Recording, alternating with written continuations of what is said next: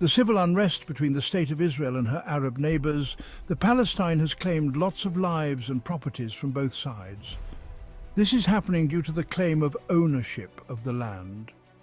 The State of Israel says she owns the land, while the Palestinian says the otherwise. The Palestinians made claims that the land right in the Middle East belongs to them for centuries, that the Israelites were strangers who came as refugees needing a place to stay, but who is now taking their lives and land. Now, who really owns the land? What does the oldest book in the history of mankind, the Bible, has to say? Please patiently watch this video until the end. Welcome to Pononsco TV.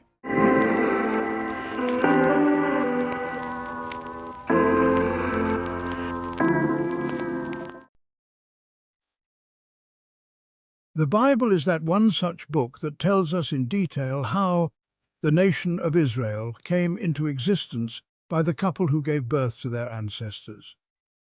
Whether you are a practicing Christian or not, I advise you to write down some of the references that would be mentioned in this video as we dive in detail about the genesis of the people of Israel. In the book of Genesis, chapter 17, verses 1 and 2, the Almighty God, whose name is Jehovah, the God of Israel, equally known as Yahweh, promised Abraham of making it possible for him to become a father of a great nation. Abraham was by then at 99 years of age. Then at age 100, God fulfilled his promise to Abraham by reviving the procreative system of his wife Sarah in her 90s, causing her womb to be able to conceive a child whom they both named Isaac. You may confirm this in Genesis chapter 17, verses 1 to 7. Isaac later gave birth to a twin baby boy, whom he named Esau and Jacob. This you can find in Genesis chapter 25, verses 24 to 26. The remaining chapters of the book of Genesis, Exodus down to Deuteronomy, stated in detail of how Israel came into existence as a nation and their migration onto the particular geographical region where they are currently living, where conflict exists between them and the Palestinians. If you take care to read all the 5 divinely inspired books written by Prophet Moses, you will learn that Jacob, one of the twins of Isaac, was favored by Jehovah God, which led to his name being changed to Israel, meaning perseverer with God. That name reflected the special relationship that his future generations will have with God. Over time, Jacob became a man and had his own family. He married 2 sisters of the same father due to circumstance, who both gave him 12 sons. The Bible revealed that these 12 sons later had their families who all made up the 12 tribes of Israel. Before then, the entire family moved to Egypt due to a global drought that occurred back then, resulting in a scarcity of food to eat. The then ruler of Egypt, traditionally known as Pharaoh, gave them parcels of land to settle down and live as a family. The Israelites lived there in Egypt for over 400 years. Thereafter, they became a great national group in Egypt.